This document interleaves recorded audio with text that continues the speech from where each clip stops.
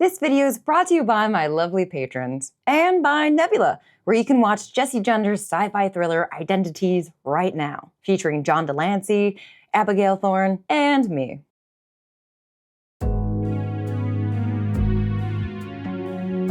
Hi, welcome to Lynch Vids. This is our David Lynch podcast for people who find David Lynch intimidating but would love to feel differently about him. Yeah. Yeah. Or even are just curious. Yeah, Lynch curious types. Lynch curious. We've all been there. We've all been, some of us Some remain of us don't there. leave. Yeah, some of us stay there. This is the place for you. If you'd like Lynch, or if you'd like to like Lynch, welcome aboard. Welcome. Yeah, I'm one of your hosts, Adam Ganzer. I'm the other one, Maggie May Fish. Anyway, what is it? Anyway, what are we doing? What are we doing here? Okay, so here we are. We're on episode 3. And we are covering David Lynch's Dune. And Yeah, now we are. Somehow. Somehow That's where we are. Somehow. So when we were deciding like the order of this, you know, we're saying from least Lynchiest to most Lynchiest. Right. When we rewatched Dune, I immediately had a regret of putting this third.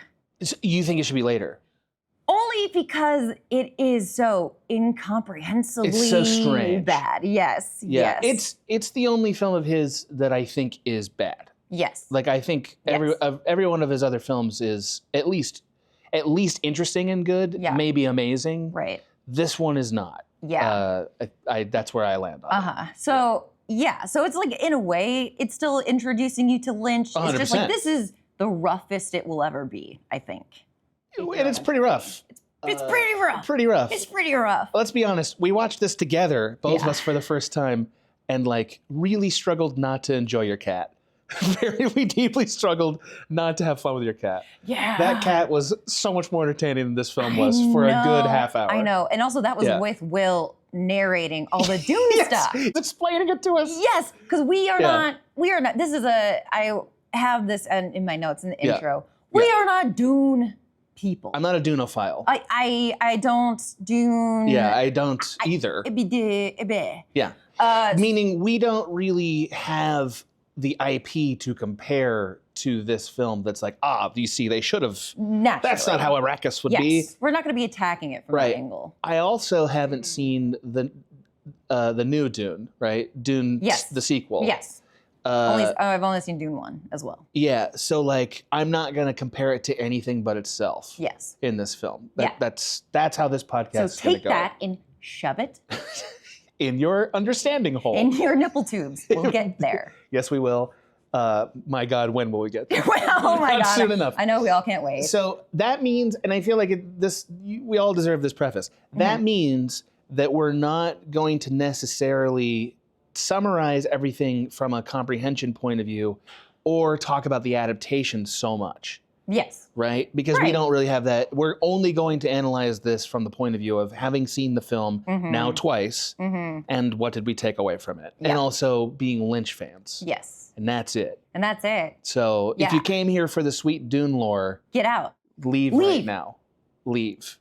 Take a giant space mouth trip between planets, fold space on yourself and leave. Spice melange. Spice. He's just like coughing dust out of his brain body. Oh boy. Is that getting ahead of us? I don't know. No, I think it's right on cue. How have you been? Yeah. Did you recover from our screening of this? I did. Me too. I did. And I will say we'll get to it again. The second watch, so much smoother. Really? Really? I agree. So much smoother. I thought after watching this twice, it was comprehensible. Yes, agreed. I did not think that after the first watch, but the second one, maybe it was cat-free and that helped. Cat-free. It was easier to understand. Yeah. So. And it was like we had a primer, we had a buffer. It is very interesting. I think this film in particular, we'll talk about this later, but it really separates what Lynch became to be known for versus the kinds of projects that he really never picked again. I think every auteur filmmaker, and we're assuming that he's an auteur, has a project where they kind of got too big too fast. Yeah. And then like it was nightmarish, even if it came out okay, and a lot of times they don't. It was nightmarish and like it changed what they wanted to do, and they're like, okay, from now on, I'm making films that are more my style. Like for instance, Kubrick with Spartacus, Yeah. right? Very famously, also worked with a big time producer on that, right? Yep. And wanted his name taken off it and all that, and that's not even a bad film per se. Right. Every major auteur has something like that early in their canon, and boy, this is a real shift for him. It's Everything a he doozy. does Yeah. after this. Good lesson to learn for any aspiring filmmaker. Which is what? Don't do a studio film? I mean, I don't know. Or like do it and then you'll learn. You'll learn. Yeah. You'll learn a lot. You'll learn what works for you and If what does you not. survive, If you survive, you'll make more great if you're a man, films. you will. Yeah. If you're a woman, Hey Mags, how you been? I'm good. Yeah. I'm good. Anything you want to share with all of us? Other than that, I could wear that shirt? I know. This is a great. I could. This is a great shirt. Yeah. Adam could wear it. I could wear it. I know. Yeah. Not gonna, but I could. Couldn't fit into You it. can Yeah. anytime you want. You know, you don't want to see it wrapped around my lumpy body. It needs the same flowiness, and I don't think that it would have that. Guess who's not been doing any of his writing lately? Yeah, That man yeah, sitting right there. yeah. Real lazy. I gotta fix That's it. fine. Yeah. Well, this is how I fix it, by admitting it. Well, yeah. You know, you go through seasons. There are like there's like, there'll just be a week where it's like, I didn't do literally anything I that was know. on my checklist. It's really tough when nobody needs it from you. Yeah. You know? Yeah. Having someone that even just like, they don't care if I get it done, but I know I need to get it to them eventually. That does a lot. Mm-hmm. Does a lot. So maybe it's time for us to get into what happened. I think it's time for us to figure out what happened.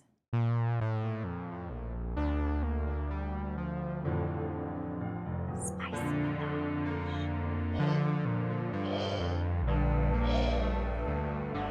Get out of my mind. I don't want to spoil things I want to talk about later in the podcast, but the production design of this film is really unusual. Yeah. And it represents an interest, like it's something that only somebody like David Lynch would do. Mm-hmm. Now, I don't think it works, but I love some concepts of it. Totally. I feel like the best way to talk about this film Yeah. from a what happened point of view is to talk about the fact that it's in the shadow of Star Wars, Yes. right? Like that feeds so much. you can see that from minute one. from beginning to end. Yes. In fact, yeah, let's get into it. Okay, Sure. so Dune. Yeah. Just overview. Quick overview. Quick overview. Sci-fi opera is like Yeah, okay. yeah. Sure. Large, epic, spanning years and years and years, truncated into an hour and whatever. Right. Hour, 2 hours and. It's whatever. 2 hours and 17 minutes. I remember. I remember it. I remember. Yeah. Released in 1984, so Shadow of Star Wars, Yeah. Right after Jedi. right after Jedi. So that trilogy had concluded. Yes. Yes. There was some disappointment about Ewoks, as I recall, in the air. in I don't 1984. recall. I don't recall it either, but I was told that by my parents. Yeah. We hated the Ewoks. Okay, Dad. That's not the kind of thing that should be on Star Are you Wars. okay? Why are you sitting in Yeah. the dark? Yeah. Woo. My dad was a Sith. This is where we find out. This is where we find out. Anyway. Okay, so this happened in Lynch's career. So this is after Elephant Man. So, splashes onto the mainstream. He's at the Oscars. He's kissing, what's her face? Elizabeth Taylor at the after party. Oh. Yeah. Just swooping in for a Taylor smooch. Well, he said, I wish I would have won because I saw you give so-and-so a kiss on the stage. And she said, come here. And then gave her a kiss. And I haven't David seen Lynch- this. Was it better than the one kiss she did with her when she got married in the 90s? Well, I haven't seen it either. It's just he wrote about it. He wrote about it. It's in the book behind you. So that I kiss really read. moved. Yeah, you do. She moved. I don't read. I read. I haven't read in years. I read. Like Dune, haven't read it. Will I? Not today. Certainly not today. It's too late now. Certainly not after I'm watching going to be this extremely movie. ignorant today. I hope you're ready for that. No, that's funny that he cared that much about that. Oh, he You know? wrote he loves women. Sure. And just very, Yeah, I understand. in all the ways to love them. Yeah. All Truly. ways. Truly, yeah. There's so many. Yeah. Well, Yeah, I do. And so does he. Yeah. Allegedly from his books. That's why it's like some men specifically are like, I love women. And some men are like, no, I I love them. I love women. them. Did you know there's 86 ways? Let me list them for you. 75. He just He keeps keeps finding listing. more. Yeah, he's inventing new ones. Yeah. Yeah. Anyways. Okay, great. Well, Yeah. I didn't know that was part of his lore, but That's I love part of that. his lore. So yeah, after Elephant Man, and he had many scripts that he was shopping around. Right. The Johnny Rocket was a script that he Right. really wanted in there. Gave it to Dino De Laurentiis, who was like, No, I don't see it, Dave. No. Yeah. But Dino showed him Dune, and David Lynch said yes to his first Sign quote up. unquote sellout film, his words. Yes. Well, yeah, it does. It is, yeah. It seems like that. That's how he views it. Is this hubris? Is this whole thing hubris? From my reading, almost, I wouldn't say hubris, I would almost say naivete, and that he went in, he accepted less money than he should have. It seemed really his love for Dino De Laurentiis. He Why? was so wowed by their meeting and just really connected with them, and his daughter, who also helped produce the film. He just really liked both of them. So I was like, yes, if you were asking me to do this, I'll fucking do it. Dave's in. Dave's in. You're about to. I can't say that. Yeah, Dave's in. Yeah. I don't. I mean, I'm not. I have nothing against Dino De Laurentiis. I just why. You know what I mean? Like I don't understand. I Is he don't- just super charming? It very well could be. Is he just like is he the Nick Cage from Wild at Heart? Like he just roll in here with Elvis songs? I guess and shit? so. I mean, I will. Serpico, Okay. one of my favorite films. That's a good film. It's a great No film. doubt. Yeah. No doubt. Also a lot of montaging in Serpico. Also a lot of montaging. Yeah. So Yeah. that's interesting. Also, he did Flash Gordon. Which Less good than Serpico. I regret wearing my Flash Gordon shirt. It is both a bad movie and also a perfect movie, and I love it. Of course. And Of course you do. Flash Gordon is the perfect course you himbo hero. And I gotta say, if there's any person I know that should love Dune, yeah, it's you. really, Yeah. It's right up your alley. It's weird and bad and a big epic picture. Oh, I guess. And it feels like it could have been made 50 years ago. Yeah. Like if you'd told me it was made the same year as Lawrence of Arabia, I wouldn't have been like, get the hell out of here. I'd have been like, yeah, okay. Oh, it's pretty ahead of its time then, maybe.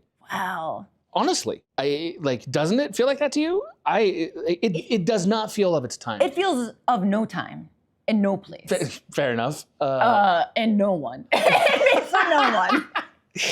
It's not from the year 10,000. We'll just say No. that. And I'm not trying to beat up on it. It's more that I think that's maybe the fundamental feeling of disappointment that people have with it is that it doesn't feel like it's an advancement in technology. Oh, sure. Even yeah. though if you put it up against Star Wars, which is only 7 years earlier, it's not way worse in terms of pageantry and stuff. Right. It just isn't.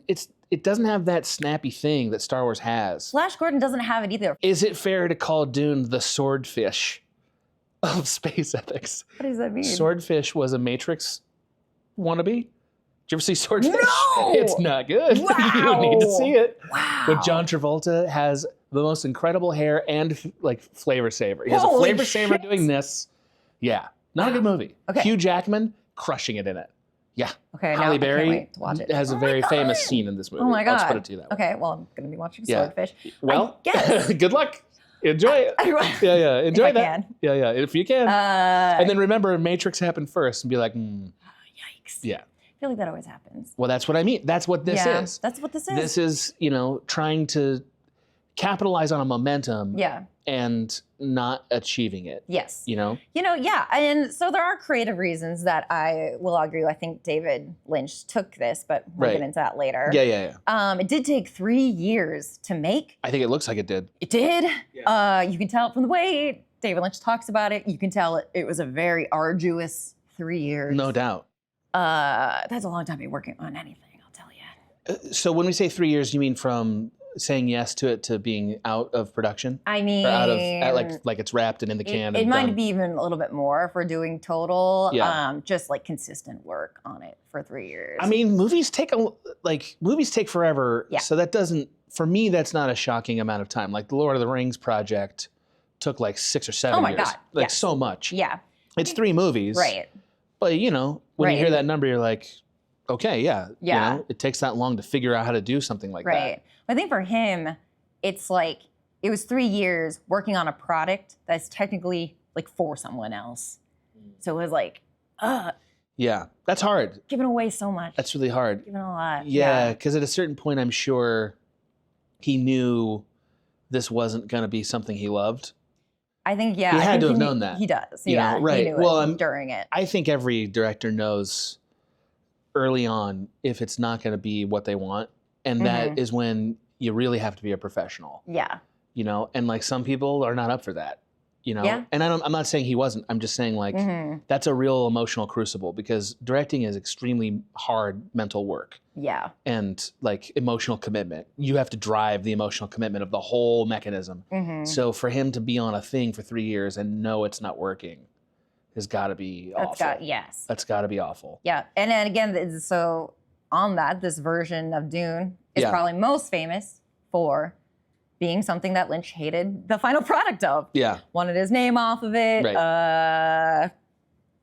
You know, you just ever, like we said, everyone has it. Bit of a rite of passage, Bit of a rite of passage. you know? Yep. Interesting. Yeah. Shall we summarize this film? Can we summarize this film? Well, I was going to Can say anyone? 2 more notes. Oh, forget 2 quick notes. No, yeah. Just quick. Ooh, I'm not trying to rush us here. The I got a good 2 I hours mean- and 17 minutes of content to summarize. here. Summarizing Wild at Heart is really going to be the It's only going to get weirder from Only- here. yeah, and harder. This one's not going to be easy to summarize. No. Yeah. okay, so the music done by the band Toto, Yes. which best Thrilled thing you. they've ever done. You were thrilled. Yeah. I was thrilled. They did a fantastic job. They did. And Brian Eno, Yeah. fantastic. I enjoyed the prominent electric guitar in the otherwise orchestral score. Yeah. Normally, I think that's awful. Like, for instance, Yeah. Mr. Holland's Opus, a movie that's about music. Uh-huh. There's a moment where they play his opus, and like these kids with guitars come wailing in. It's like, nope. No, stop it. There's a reason he Stop became a high school teacher and stayed there. That's why, sir. That's why. But in Dune, Yeah. kind of worked. It works. Take some notes, Mr. Holland. Yeah, there's a lot of Mad Max Fury Road, Yeah, a little bit. you know, Little coming out of the. Nowhere near as fun, but yeah. Yeah. Yep. And then the last note is cinematographer was once again Freddie Francis, Mhm. who did Elephant Man, Straight Story, and The Innocents. I have to say, it's very underwhelming from a cinematography standpoint. It is. We didn't get to see a lot of his characteristic work that we have seen and will see for. Well, is. most David Lynch films have very evocative lighting.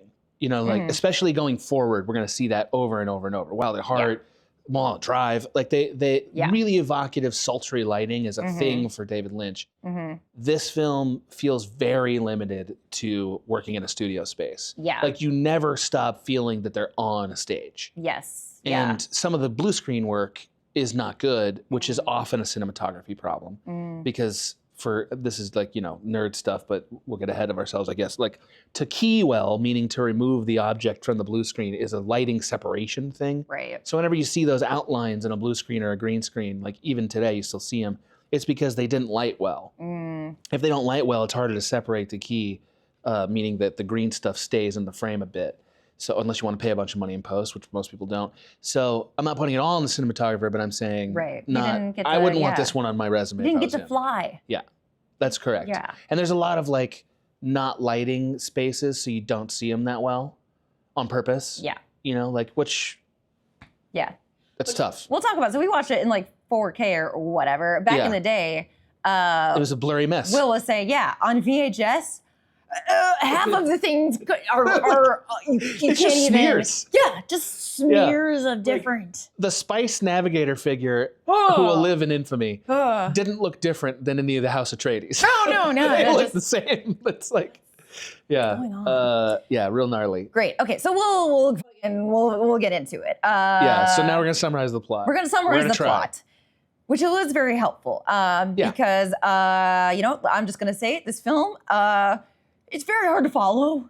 Very Yeah. hard to follow, Yeah. especially if you haven't read Dune, if you don't, you So know. this is where, like, I guess I don't want to put too much commentary too early, but one thing that's really interesting is David Lynch in general, as a director, likes to put like melodrama as like the way of it, or like a reaction as a way of seeing what is this actually about. Yeah.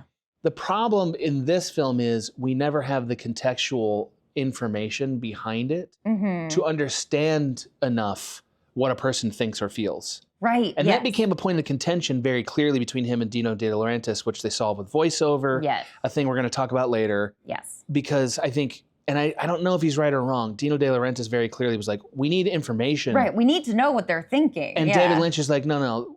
Right. What I do is I make scenes where, you know, the emotion of what is that reaction is part of the experience. Mm-hmm. And that got completely sucked out Yeah. of this film. Yeah. Because and I see both points. There are I do times when too. I was like, I don't need that voiceover. And there are times I'm like, wow, I have no idea Yeah.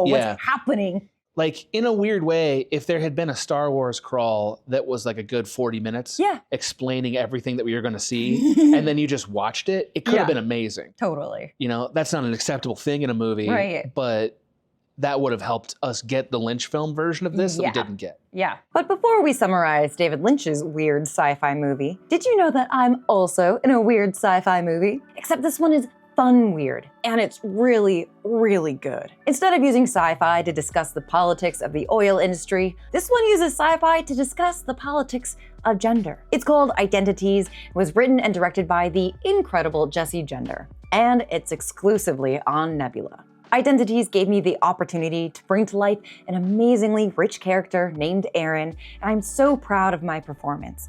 But also everyone involved, both in front of and behind the camera. Working with John Delancey was a dream come true, and his work on set literally gave me chills. So I won't hold it against you if you pause this video, hop over to Nebula to sign up, and watch Identities right now. Because afterwards, you can click over to finish this episode of Lynchpins and watch the uncensored version with more jokey jokes and the controversial opinions. Spice melange from the Spice Depot. On top of the extended versions, every episode of Lynchpins also drops a week early on Nebula. Click on the link in the video description to join. A yearly subscription is only $2.50 a month, a fraction of the price of other streaming services. Or if you already have Nebula, but you wish your friends and family could watch along with you, now you can get them a year's worth of Nebula for only $30 with a Nebula gift card. Nebula is the creator-owned streaming service, and we've been producing bigger and better projects like Identities, my 6-part series on sex and gender in film called Unrated, and Abigail Thorne's upcoming sexy and irreverent short film, Dracula's Ex-Girlfriend. So click the link in the description to watch an amazing sci-fi thriller that I am so proud to be in, and get early, extended episodes of Lynchpins. I would say that is a pretty good deal. And you can sleep well at night, knowing that you're helping us make more cool stuff. So go on, click that link. You know you want to. Anyway, we've hemmed and hawed. Let's summarize. You know, well, yeah. So, okay, it takes place in the year 10,191. A number that's baffling. Like a number that's Whatever. like, how do we survive global warming? Like there's so many things, right? That's why I'm like, I'm not a Dune person, because Right. that to me is a hilarious and a ridiculous number. And I don't know. Well, and like, it's always funny to put something that far in the future and there not be an internet. You know what I mean? Like, and I'm not trying to Oh, like, we got rid of the internet. It's yeah, amazing. we transcended it. Yeah. We spiced up the internet. That's what we did. We spiced past it. We have a huge caste system, and it's terrible, but we never fixed it. we'll never have to try to log on to this Wi-Fi yeah. anymore without Also- a working password. Anyway, it's 10,191. Anyway, yeah, Incomprehensible number. My God. Please continue. Here we are. Also, the explanation of it is from a character who's not really in the movie. Like Virginia Madsen plays the daughter of the Emperor. Yes. You know, a beautiful Princess Leia type figure Mhm. who's narrating, you know, and she's sort of fading in and out of the picture, which is incredible. It's her face. We get the Yeah. stars, Yes, as yes. we'll get into later. Thank Looking goodness. Up at the stars. She's explaining face. the world, Mhm. doing a fine job of it, Yeah. and then isn't really in the movie. No, we don't see her It's until like, the end. why her? Why not have the child do it? You know what I mean? Why not have Jessica do Why it? did not have anyone? Why not have Kyle MacLachlan do it? Sure. Have the Coulda had it. baby brain do it. Coulda I had don't it. know. I knew we Have were the in dog do it. Have that pug do it. Yeah. Have that pug. That would explain why there's a pug in the movie at all, too. bleh. Another mystery. Can I just say, I knew we were in for some trouble Yeah. when she faded out and then faded back in and said, "Oh, I forgot to tell you." Yeah. Oh, yes. I forgot to tell you. That's within the first like couple. Oh, I yeah. forgot to tell you. Oh, I bet. I forgot to say. Oh, what were they? It was a line that was like, Oh no. Oh my God. Yeah, I was really Oh, upset by no. that line. Anyway, Yeah. so she's a floating head here to tell us Sure. that everyone uses spice melange. Right. Spice means it's a drug you take Yep. that allows you to bend space and travel through what is a laser wormhole, Yes. I guess. Yeah. So They didn't say yes. wormhole, but that's the best I can approximate. It folds time. You know, it's Right. whatever. Like you travel without moving is a line they keep Yeah. saying. It's oil. It's oil. It's oil. So Yeah, it's space travel equivalent of oil. Yeah. Right. A resource that everyone needs. It's only on one planet that's a Right. deserty one planet. person's controlling. Right. Yeah. Correct. And there's a treaty of sorts to decide who gets to control the planet, Yep. which is the place where this conflict will happen. Yes. And the white people are benefiting from it at the expense Exactly. of the indigenous people. Yeah. Yes. No, that's right. That's another Yeah. reason why it's weird that they're all white. I know. Yes. Yeah. Okay. So Yeah. anyway, Yeah. I don't need to hammer that point forever. Anyway. So just want to say it's weird they're all white. it's just weird. It is just when I watched, weird. I just thought it was weird, and I thought It is weird. in this film. It's weird It's- in a way that's not, not even of the time. It's strange. It's very weird. Anyway, so I think we should say, for like everyone's benefit, we're not going to know the names of things. Oh, Right. I think I'm you not, guys know that, right? I'm not going to know the names of things. I remember the word Arrakis or Dune. I remember. or dude, one or the other. those I are the can't remember same both thing. at the same time. At some point, somebody says "learn the weirding way." Had no idea what that meant. There's all kinds of names of people and like people with stained mouths and like strange eyebrows and Yeah. all I'm gonna do is describe what they look like. Yeah.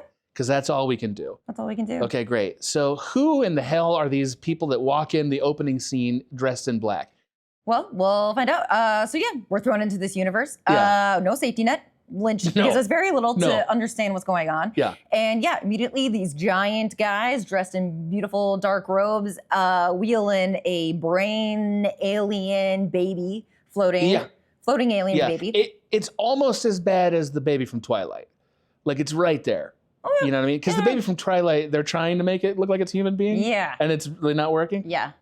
This is like a monstrous concoction Monstrous concoction. that doesn't look like it was ever a person. Right, but it was. But it was. It was. But I only know that because Will told us. Yeah. If Will hadn't told us that, We wouldn't know. I would have been like, what is that? Who's the baby brain? What is it? Why is he floating Yeah. in a... Is it a spice pod? Yes. You know? Well, we find out that he's the head of the Spice Navigator Guild. So they're the people in charge of the spice.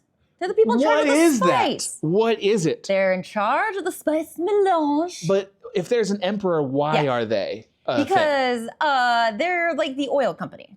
So, you got the person who is benefiting from the oil company, who's, in the pocket of the oil company, and then you got the oil company. I coming in. understand. Big baby brain. But here, Big baby brain comes in.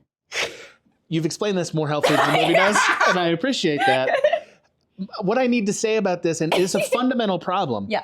Like, it's worse than the prequels for Star Wars, where there's a trade federation we don't understand, because the fundamental dynamic of those groups is Yeah. never clear. Yeah. So, like, the Emperor wants to betray House Atreides for Mhm. reasons we don't get. Yeah.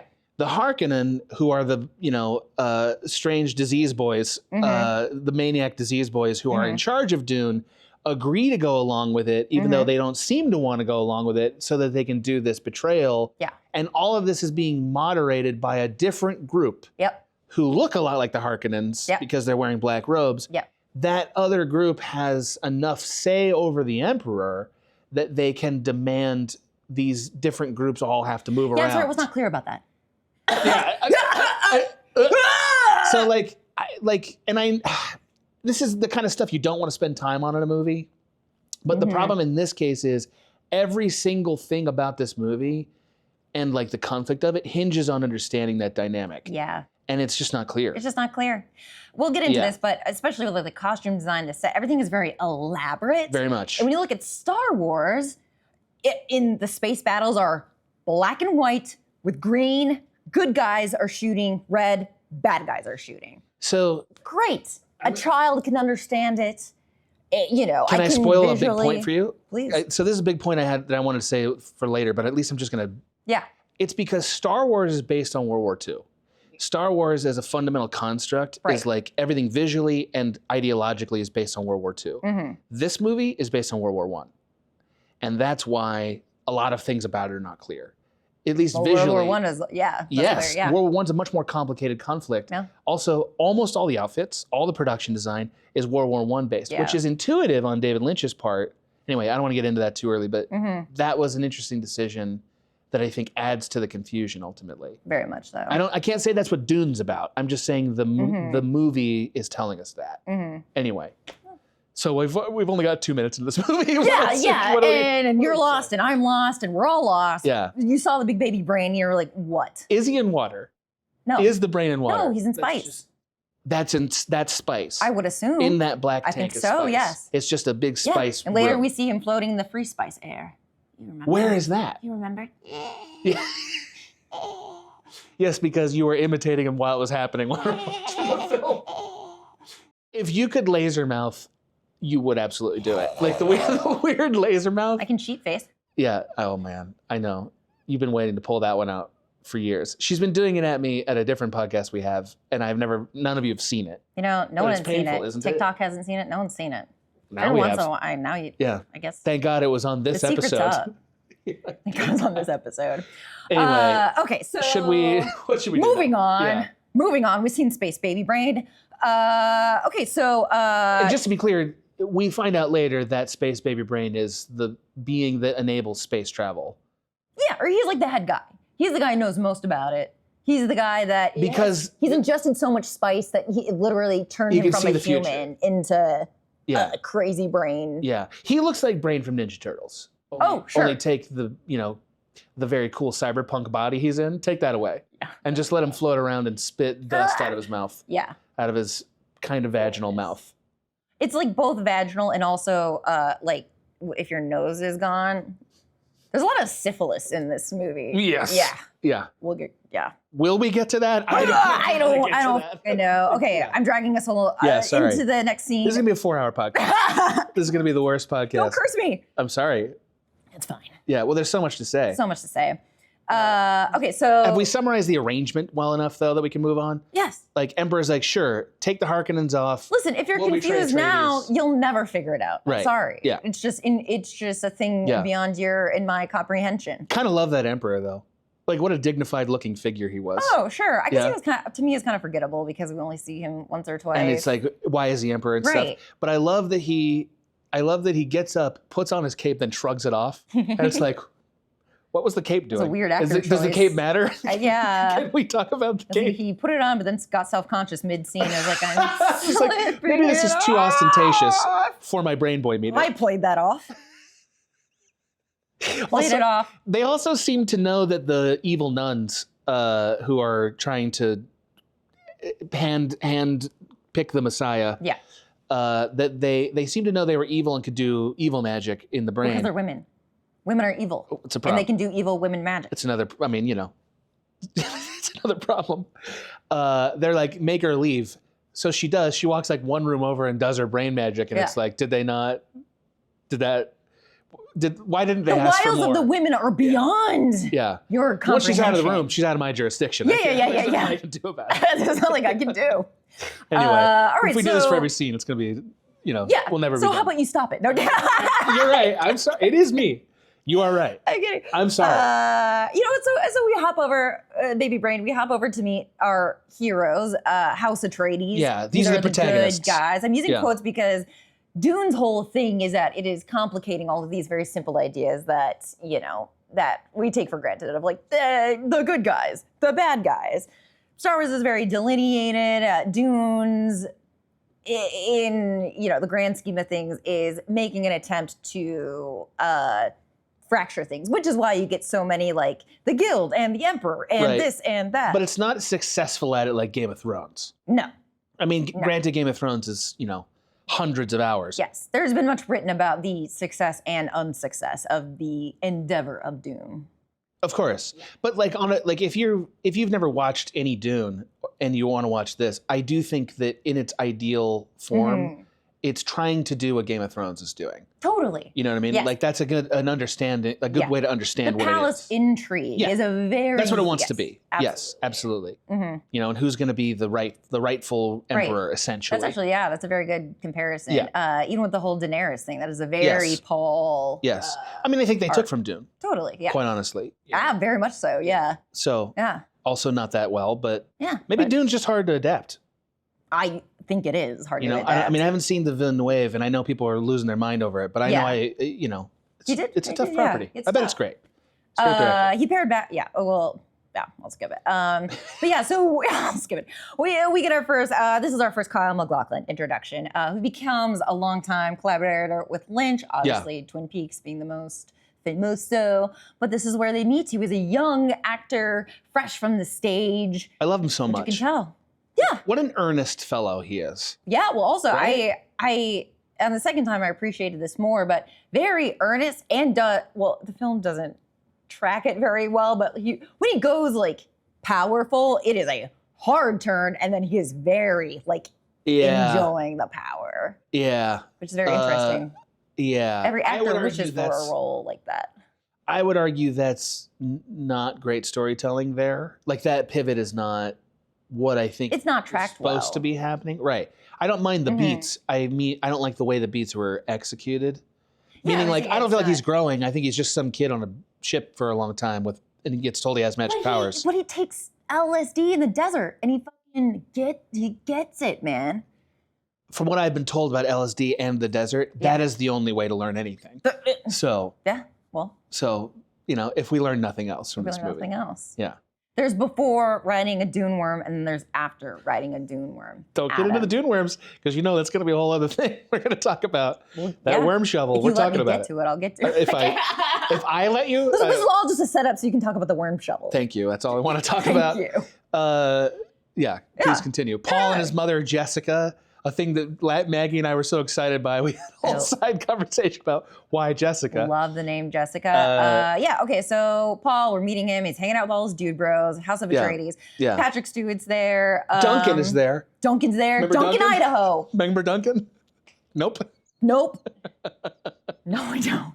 He shows up for one scene. It's like, I can't be there with you. Yeah. And it's like, not Duncan. And Not then he shows up Duncan. another scene and dies immediately from a slow bullet. Yeah. Slow knife bullet. Slow enough bullet Yeah. that no one stopped. That no one stops. And also, why do they have shields if those things work so well? I don't know either. Anyway, that's enough so on many Duncan. questions. Yeah. Please continue. Yeah, so they're all told that they're going to be shipping off to this new planet, Arrakis, Right. and it's full of giant worms, but we're not worried. Don't worry. But it's just, don't worry about it. Don't worry about it. Don't worry about it. They do seem to telegraph pretty hard that Paul's father, who is the Duke of the House Atreides, is going to die. Everyone Yeah. seems to know it but him. Yeah. And the evil nuns are upset about Paul's existence because allegedly Jessica, who's part of their order, could have chosen to have a daughter, Yes. which would have helped the messianic line Right. stuff. In this universe, women apparently can choose the gender of le child. Yeah, I think all men should be grateful that's not true. They used to think it was true. I think we should all be grateful, right? I know. Don't threaten me with extinction. I know. We would do it Of course. in a heartbeat. Are you kidding? I'm barely surviving as I Oh am. my God. Yeah. Sharks change gender all the time. Can't Yeah. wait. Yeah. Yeah. Anyways. Some of them live a long time too, believe it or not. The only thing I think is worth mentioning about House Atreides is one of them is Patrick Stewart. Yeah. And Patrick Stewart. he's so committed and I love him so much. And I'm like, wonderful. this might have been how he got Picard. And for that, we should all be grateful. I mean, it certainly didn't hurt. He's basically doing the role. Yeah. You know? Yeah. Let me be the one, Your It's Majesty. great. There's amount of like Shakespearean elevation and delivery, and Yeah. that's why Kyle coming right off of stage career. It's like absolutely you can see He is one of the most effortlessly in a Lynch film. Yeah. Some people are not effortlessly in a Lynch film in this movie, and then some people are really nailing it. that. He's almost there. Yeah. You know, He not clicks quite. into it later. Yeah. Like Yeah. when he's running around with the pug, and then we're like, we fully did it. We get it. Anyway, his job is to train the prince for a fight that happens at the end of the third act. Yeah. And also, I fucking guess. I think to do this movie's version of lightsabers, which were Much worse. Picasso Much paintings worse? fighting. Much worse. How I described it. I don't think that's a good, because it's worse than that. Yeah. You know? Or like a bad cubist. You like yeah. a cubist that's like you didn't study anything. It's like a first draft of Qbert or something, like two of them fighting each other. Oh It's- God. No. Yeah. Yeah. It's very bad. Yeah. I think, and also it created logic problems that are why there's so many jokes in this episode. True. Yeah. Because like, what does the shield do? I need to know. Like, it doesn't stop anything. Doesn't stop a bullet. Knives can get through. Bullets can go in slow motion. Okay, so because Will explained it to us, slow things can go through the shield, fast things cannot. Therefore, I don't know what to tell you if that's a bad shield. I'm Give furious. me a of- different shield. Like, I just suspect there is a very cool Dune world. I think that's part of why people love this. We just didn't get it here. Yeah. Well, also we'll get into this, but there are some things that Lynch added that That it's are like, we cool. really don't need to, but very cool. But also like we don't need to add more to this. There's Yeah. already so Strip it much down a going bit. on. Yeah. Yeah. We don't need other ways of fighting. Yeah. Well, it was interesting. Like, they did seem to be trying to establish their own sort of like style of combat vibe. And I understand that every major action epic needs to like, this is what we do, Mm-hmm. right? Like we have lightsabers, or we have, like in the Matrix, like slow motion bullets. Yeah. Like, the most iconic action movies and blockbuster films have like a unique brand of combat. That's a thing. And this movie was trying to do that, but it ended up being convoluted. Like, because they have guns. Right. Well, and also they have guns. They have this sound fighting that we'll get into, Yeah. and then they also have the word fighting, which is where I Yeah. think you got the idea for sound fighting. Right. Anyways, Right. getting off topic again.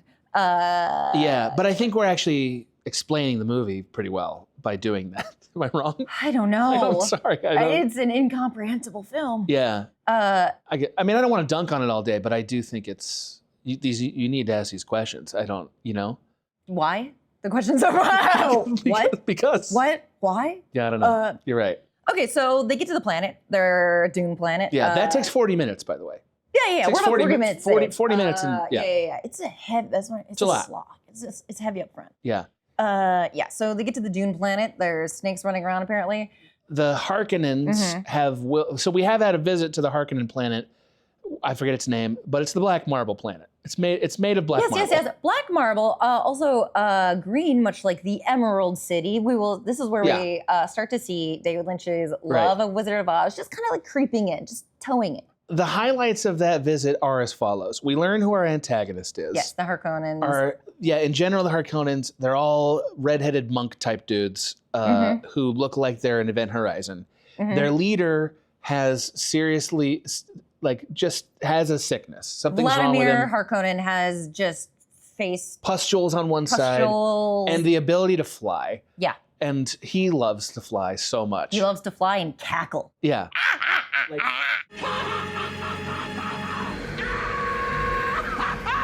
that man was Max Lynch. He was the bar. Yes. Not everyone else got to it. Yes. He was doing it. All the villains in this, killing Crushing it. Absolutely crushing it. They set the tone of the piece, which I Yeah. think also adds to the because it's like they got it. Yeah. But a lot of the heroes are trying to be, I don't know, it's like they don't know where to be. They're just, it's tough. I mean, I think it's, I think if Lynch had decided, I'm not going to try to save this, instead I'm going to make the weirdest thing you've ever seen, it could be incredible. I think there's a version of that would have been incredible. Sure. But he'd have to push everyone toward this maniac Yeah. villain. Maniac sets the bar, man. He's fun to watch. It's amazing. Everything he does is Every fun time to he comes watch. back, it's like, oh, thank God. Thank you. Thank God. Can we put him in oil again? yeah, put him in Can oil. we figure out what his nipple tubes are about? Nipple tubes. At one point, I was just going to write nipple tubes in the... As you should, because Yeah. that's a question. Yeah. A profound, and an answer. A profound question. It's both a question and an answer. that needs a whole other series on it. Nipple tubes. What is it? Why is it? Why? Yeah. Why isn't it I- everywhere? Still don't remember what the purpose of the nipple tubes were. Every medical procedure going on the Harkonnen planet is They're just impossible. doing it for fun. They're just oh like- yeah. You're gonna like this. It's like Hellraiser over there. It's yeah. yeah. But I guess Yeah. They're Or it's like having pleasure. Event Horizon, but I've never seen Event Horizon. Well, it's like that, but instead of space, it's just them, them at a strange green planet.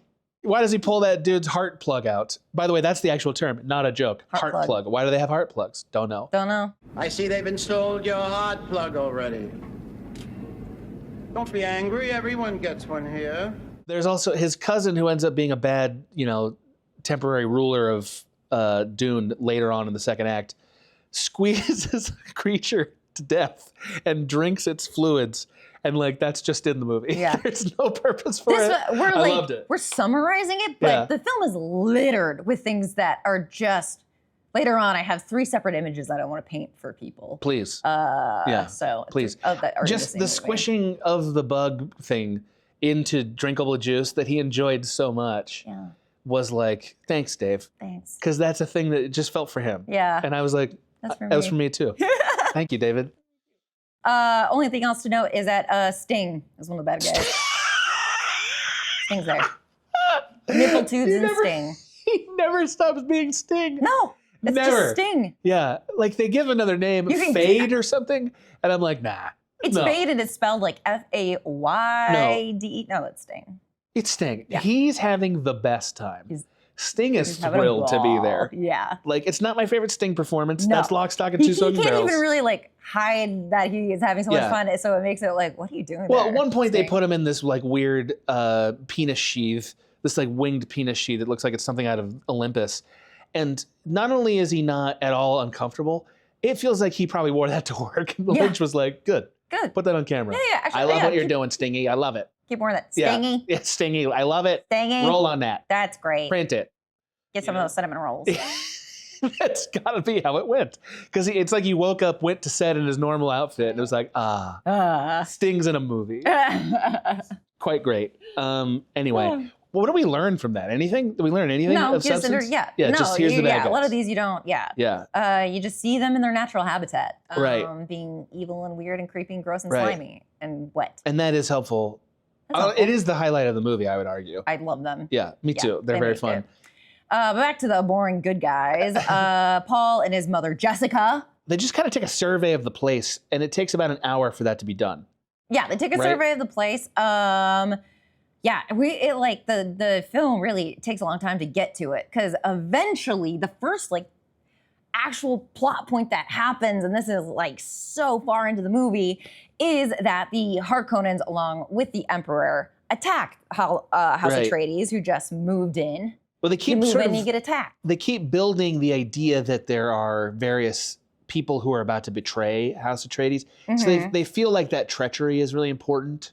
Mm-hmm. But I don't think we understand it enough to know why. Dean Stockwell plays the Diamond Head Avenger boy. Right. Who is sort of the architect of a betrayal but then he sort of turns his back on the betrayal. So we never fully understand what happened there. Right. But he basically sets all the pieces in motion so that Paul and his mother, Jessica, escape while the Harkonnens obliterate the Atreides. Yeah. And that's, except for Patrick Stewart, who survives with a pug. We find out, later we find out. And that's about the midpoint of the movie. Yeah, about the midpoint. Yeah, Paul and Jessica find out they have survived the eradication of their people. They survive the attack. They rely on the indigenous peoples of the land. The Fremens. The Fremens. Yeah. And they believe that Paul is the Messiah that they have been waiting for. Yeah, that's the thing they've been building up the whole time. That's okay, and this is an epic thing, so sure. But it just doesn't totally land because the movie never makes you invest in that. They just sort of tell you it as a fact. Right. It's we get way too much setup for the Harkonnens and the Emperor and the Guild, and not enough setup with the Fremen. And I mean, consider The Matrix. The Matrix, I know it's a lot later. Consider The Matrix. If we could. Could anyone consider The Matrix? The Matrix has a similar messianic narrative. That's what it's about. It's about a man coming to accept that he is the one. But what's interesting about it emotionally is the protagonist doesn't believe it. And then the protagonist is forced through a journey of, self-sacrifice and discovery to accept the fact that he is the one. That's the emotional journey of The Matrix and why it works. Mhm. They have a lot of exposition in that movie, don't get me wrong, like a lot. Right. There's a lot to learn.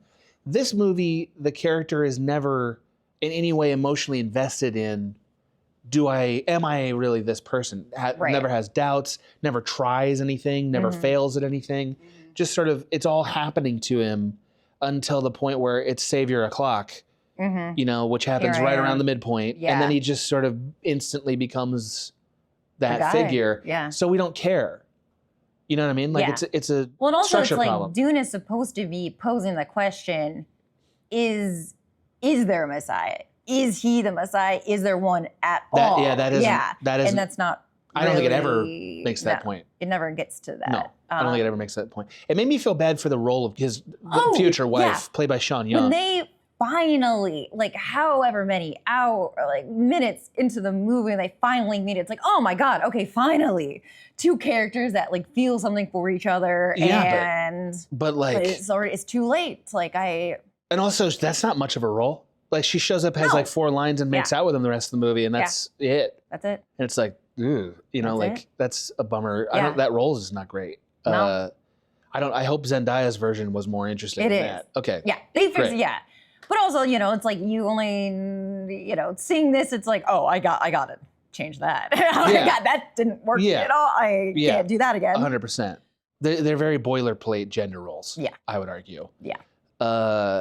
Then I mean, like, this may sound like kind of reductionist, but like, wouldn't you say the rest of the movie is just he trains the Fremens to Basically. take control of the sandworms, who are the reason there is spice? Well, okay, so I will back up just a. Okay. So he falls in love with Chani instantly. Yeah. Jessica gives birth to a girl who comes out with full superpowers. Yeah. In like Interview with a Vampire, ask like little like grown woman. That is a in good child body. analogy. Yes. Yes. Yes. Like Kirsten Dunst from Interview with the Yes. Vampire. Yes. What a perfect target. Full human in tiny little girl body. Yeah. I told you he is here now. It's the voice. Yeah. Son, doing the voice. I want that child to sound like that all the time. I love her. I want to find out that's her Love real her. voice. You've been waiting for me. I'm thirsty. Can I have juice? Well, I hate to break it to you, it's not her real I voice. know. Yeah, I've seen it. I know. But let me have a little joy. Okay. Could I? Okay. Because there's not a lot to be found in this film. Let's be honest about that. Let's be optimistic. Maybe Yeah. someone's gonna watch this. They're gonna be pleasantly surprised how shiny it is. So like, I Slimy? don't want to spoil. It's shiny and It's slimy. slimy. Those are accurate. And then Paul has a psychedelic trip out in the desert where he learns how to ride the sandworms. Yes. And he also learns that spice melange is sand poop, is worm poop Yeah. in the sand. The sandworm idea is rad. Sure. If it's original to Dune, Oh, it is. Yeah. that's awesome. Yeah. Like, you know, as a child, I thought it was original to Beetlejuice. And I thought it was great in Beetlejuice. It was great in Beetlejuice, yeah. So they stole it. Fair enough. The sandworm is a really cool thing. I think it's like an iconic thing from stories. Mhm. I think it was done pretty okay here. Yeah, You it's know, like, great. It was for scary, its time, it's fine. terrifying. Yeah, Yeah. it's big, it's huge, it's whatever. Yeah, and it's mysterious in a way. Yeah. The way he learns to control the worm very much bothers me. I'm very upset about Well, that it. bothers me. And like, I guess I like that the spice melange is worm poop, but that's the thing another thing I was thinking, like, Dune's not for me. I think there is a version of Dune, and maybe the Villeneuve one is the one, but like where the worms are so powerful and mystical that their connection to the spice means something. I see that. Like, I see that idea. Yeah. I haven't seen that movie, but Yeah. I believe in it as a concept. To me, I think it's more like, the aristocracy. They're so obsessed with this thing and this thing, like whatever. And it turns out Sure. that thing's literally poop. Like it's. I mean, oil is just bones. I know. Yeah. It's So, like you know. it's literally just like shit of the planet, Right. and cause this destruction. We need it. Collect the poop. Got poop in my mouth. Yeah, it's not. That wasn't the only way that could have gone, Well, but we're all glad it went that way. yeah. Can I just say, I don't think that revelation emotionally matters in this film. Not at all. When we were watching, I was like, wait, didn't we know that already? Isn't that a thing you could assume? Right. And I guess we didn't know, but it's only because like I didn't care, but also I knew that because someone just told me about Dune. I was like, I didn't know we didn't know. While I was watching this the second time, I was like, what would I have wanted for that to be cool? You know what I mean? Like Dune poop? Like for the worm poop revelation to have really landed, you know, to have swallowed my heart, if you will. Yeah. And I think it's something about, I think the worms needed to have constantly been disrupting every like major event. Like they needed to be a more present, unalterable force. Yeah. Like they needed to be Moby Dick. Yeah. You know what I mean? Like they they show up and like every time they show up, everybody dies. Yeah. Like that's how you maybe do it. I don't know. You know? I just feel like I don't know if there's a world that I cared that, or it's like you'd have to really structure this to make me care that it's worm poop. So 6 hours. You need a 6 hour version of this. Which apparently Well, exists and right. people love it. So Okay. oh, my hat. I'll never watch that. I'm not watching it either. I mean, maybe I will. I know. Yeah. Okay, so yes, so now we're skipping. Yeah. Okay, we can, but I need to. I'm sorry. I know. Don't apologize. Thank you. Don't apologize. I'm not going to really. Don't. He learns to control the worms. Yeah. How does he do it? You might ask. There is a shovel. They have a shovel. The shovel you stick it in the worm's back, and the worm's like, well, I better stop. Well, that's it. That's it. That's it. That's it. You use that worm shovel, you got yourself a worm to You're ride. done. You're Yeah. done. And then it's just like putting a harness on the thing. Yeah. You know? It's like you needed LSD for that? Yeah. It seems like you have a basic tool that's really been pretty useful for thousands of years. Yeah. It's They not live a in the desert. futuristic You're tool. telling me they don't have a shovel? Yeah. Millions of shovels? I got news for you. The Thumper is more advanced technology than the shovel, and it works way worse. Yeah. That shovel is the only thing they should ever go to the desert with. Yeah. You know what I mean? Like worm shows up, let's shovel them. Right. I think We'll steer them out of it here. makes me think more simple tools were at their disposal that would have just like obliterated their enemies that they were not looking into. And so that presents a problem narratively. Like not just because it's silly, it presents a problem narratively. Like why don't the Fremen just take over the planet? What's been stopping them from doing that? They don't have sound They're blasters? not white enough. Except in this movie, they're all like, but they are. That's the thing. But they are. Right. That's why I think. So you just pointed out why I think it's a problem. Like Right. That's actually the reason I think the whitewashing is weird in this movie. It's, yeah. Yeah, because it feels like it wants to be about systemic oppression, and they eliminated that. Yeah. Which means it doesn't matter. Right. Anyway. Yeah. I don't know. I mean, it's a complicated idea, but like, anyway, the worm shovel ruins everything. Worm shovel ruins everything. Worm shovel ruins everything. But that's how they control the worms. Yeah, that might be the subtitle of this episode. Worm shovel ruins everything. Worm shovel ruins everything. Yeah. Will explain to me how and why that works. It's like, and Oh, there's reasons? it's like a nerve No, there aren't. in the back of their whatever. Nope. I don't care. I don't care if someone on like Dunepedia has like, no, here's how the worm shovel works. It's under the skin. No fold, other thousands animal of can I years. think of that you just touch in a certain way that they'll, okay. Right. It's like, it's worse than Dog Whisperer. Because Dog Whisperer, it's like, well, but what he's really doing is dominating the dog. Right. You can't dominate that sandworm. No. Look at the size of it. No. It's like 400 meters. That's according to them. Yeah. And you got like a tiny little toothpick-sized mechanic thing for this dwarf. I don't believe it. Okay. So he trains all the Fremen. They all big, huge, honestly, very boring to watch battle. Trains him in the weirding way. In the weirding way. No idea what that means at all. Well, I'll think it's teach you just- the next time. Oh, great. I think it's just whispering into a microphone is what they Basically. mean by that. Like, here's a microphone. Blast them. Blast 'em. It shoots a sound. I have a megaphone. You have to do Right. what I say. Even my name is an attacking word. Paul. It's Paul. I hate you. Just knocking over Hate Harkonnens. Anyway, then somehow in the final conflict, the daughter, without having been helped, shows up at the palace and Yeah. basically knocks the shit out of everybody. Yeah. Like like verbally, and then Right. she just unnipple plugs the villain, Yeah. who's real dumb at it. Right? It's really weird. Like- it's really weird. And I love that character. Like, Right. final, I don't know. And it's same with Chani. It's like they weren't really set up that well. So Yeah. they're kind of like a meandering and then like a sudden importance. And then like, I don't know. It felt like it wanted to do all the beats, but then the beats sort of stacked on top of each other in a way that Yeah. was like, I feel like we're just watching a weird ceremony. Yeah. Like, so like basically Paul's won the minute he walks in that he walks in that palace door. Yeah. But then they insist on, no, you got to fight Sting. You gotta fight Sting. Got to fight him. We got him on set. We got Sting. Look at his hair. Kyle, Needs to be fought. you're gonna fight him. Go over there. Listen, you can just see David behind the scene. Listen, he really wants this. Listen, he Can really we wants just, can we do Can we it? just, we Yeah. can cut it from the front. Oh, we're keeping Like, it. Great.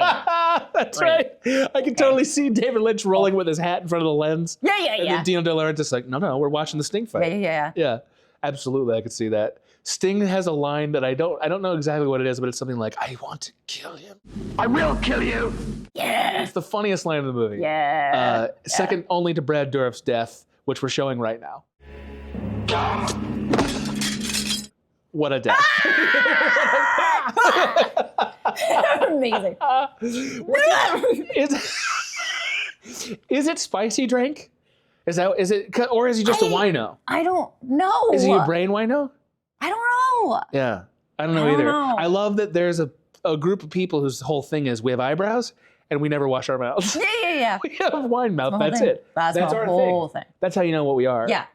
And we don't even care. We're so, it's Yeah, like that. we We're know so so rich. much. We don't care. Yeah. You know how like CEOs, I just wear the same black t-shirt. Right.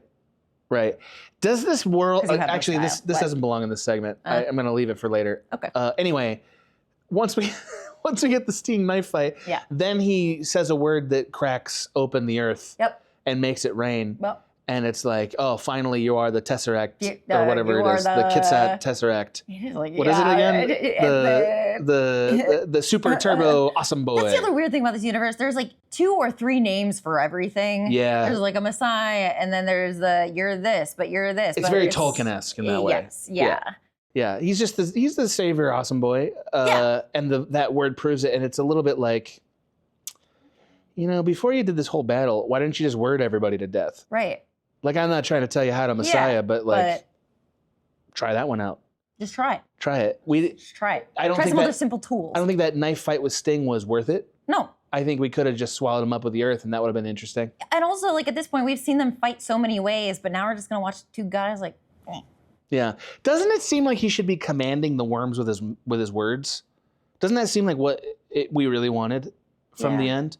Like him just like worm and but with his demon voice like worm. And then like the worms all attack at one point. Yeah, Like they're that like, seems like You rang. right. Yes. Or they do a little dance. Yeah. You know what I mean? Like Make love tonight. Get down tonight. they're doing the worm. Yeah. Like obviously missed opportunity. Where's No, but this? Bits movie? aside, doesn't that seem like narratively what the promise of this premise is? I think the That he controls the fundamental- worms. I'm at a loss because there are so many things that feel like they were a setup for a thing that does not pay off. So I Right. question whether that was even intentional for it to be a setup in any sort of way. Right. I know that there's probably Dune fans who are going to write endless reams of lore that explain why that doesn't happen. But I don't really care about that. I care about, from a movie point of view, right? Like just on a basic storytelling, doesn't it seem like this messianic figure should be controlling the forces of the universe, right? And they say the main force of the universe is spice, a thing that is synonymous with the worms. Therefore, should not he have learned to command the worms? Isn't that the ultimate messianic act? I guess. With yeah, a word, with his right. words, with his voice. He commands the worms Yeah, with but his he's voice. not a real Messiah, and a Messiah doesn't really exist. Is Although, that true? like, in Dune, yeah, it's supposed to In the be larger like- universe? Yeah. Oh, that's all fake. It's all nonsense. Yeah. Well, here's the thing that the film also doesn't explain well is that most of this is fake. Like the idea of a special Messiah, that is a thing that the women came up with because they're evil and fucking weird, because women are evil. Weirding way. Yeah.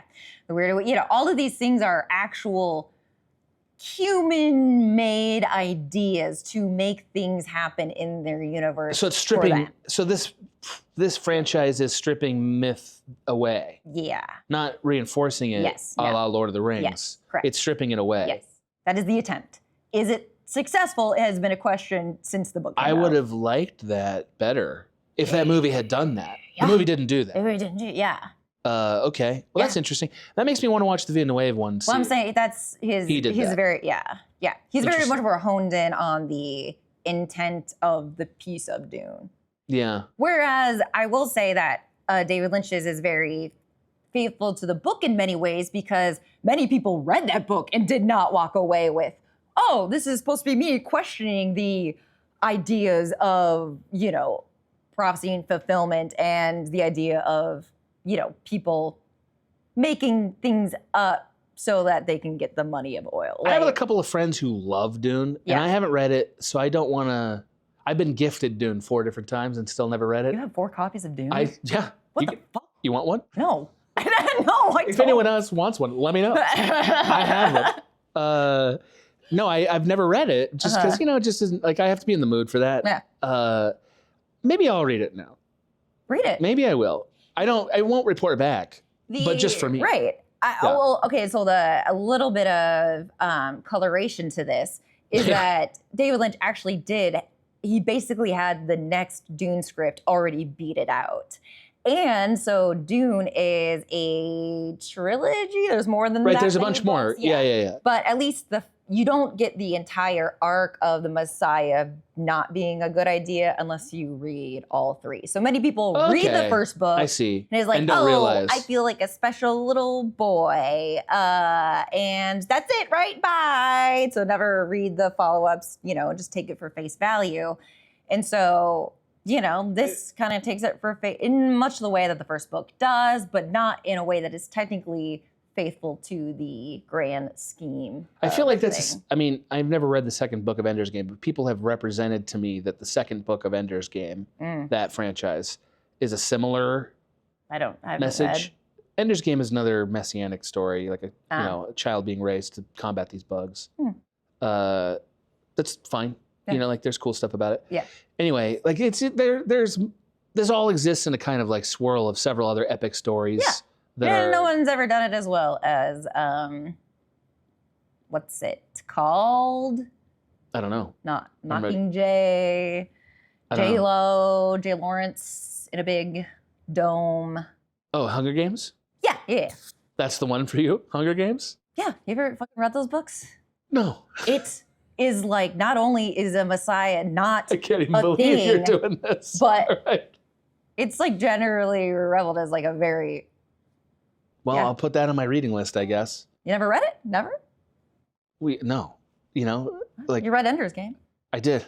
Yeah, I had time for Ender's Game. I'm sorry. We could get into all the ways I failed as a reader if you'd like. How much time you got? Yeah. I don't know. How long is this podcast going to be? I'll do it. Yeah. Don't tell me I won't. Maybe it's time for us to talk about what really happened. Yeah, this doesn't sound like a David Lynch film, does it? Like the way we described it? No. But it is. So we'll discuss that more in what really happened.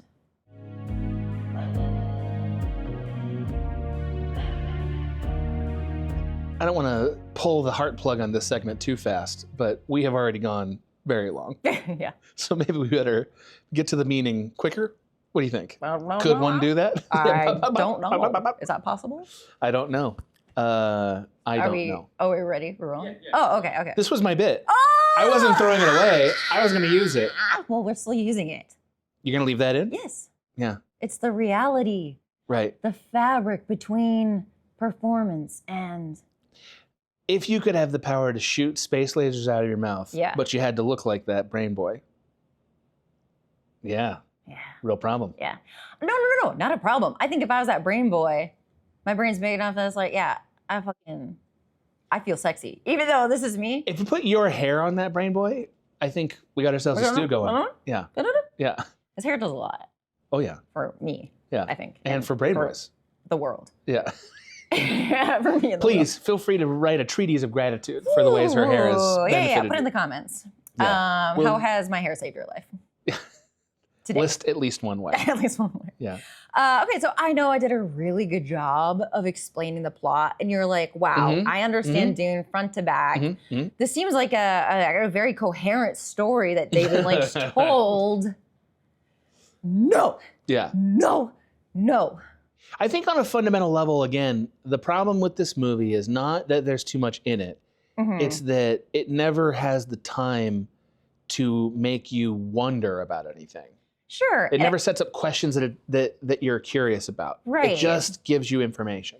Yeah, and it seems like where it pays attention to the things that gives us versus the things that it wants us to. It's very, it was his first studio film. Obviously, there's more hands in it. He's a very hands-on director. There's like a lot of things contributing to this. I think studio films in general are. It takes a tremendously skilled political director to be a good studio filmmaker. Yeah. You know what I mean? And like I think some good studio filmmakers are like the overbearing type of people, like like James Cameron. He seems like he's like can bend people to his will. Yeah. You know.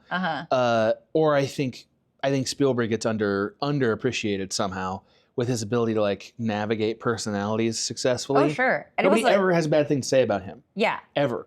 When Greta talks about working, it's like, oh, you really do like working with people, and like she's a very like, no, let's come together. And it's like that fucking team leader type. Yeah. And like, I'm not saying that David Lynch doesn't have those skills because clearly people love him. Right. But like, it isn't the same skill set as making an indie film. Right. Those are different. Yes. You know. And also, I mean, we'll get into this later, but Lynch is so wonderful with his actors. He gives them so much attention, and which like flies in other movies and makes it amazing. But with this, it's a huge cast. Right. There's a million. There's so many. Even the people you're supposed to care about, but even beyond that, it's just a ginormous. Again, like space opera. It's just too much to do that. Like the intimate approach that he would do. It just doesn't work. Right. Like there's a lot of filmmakers who fit into this category, like the Paul Greengrasses or whatever, who like they really want to be hands-on. Yeah. It makes you, again, and I know I make this point in a lot of podcasts, but like it's another reason why I really appreciate Soderbergh.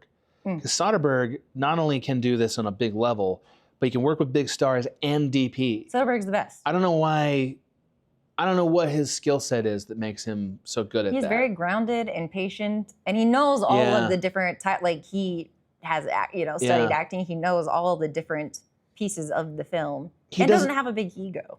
I guess. I mean, he doesn't make risky films. Like, because I think Lynch is one of the riskiest filmmakers.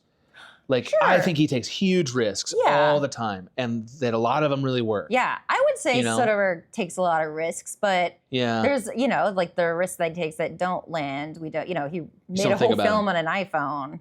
It's like, we don't. And I've never seen that exactly. film. Yeah, but you've seen every David. Yeah, so it's like a. That's true. That's true. Yeah.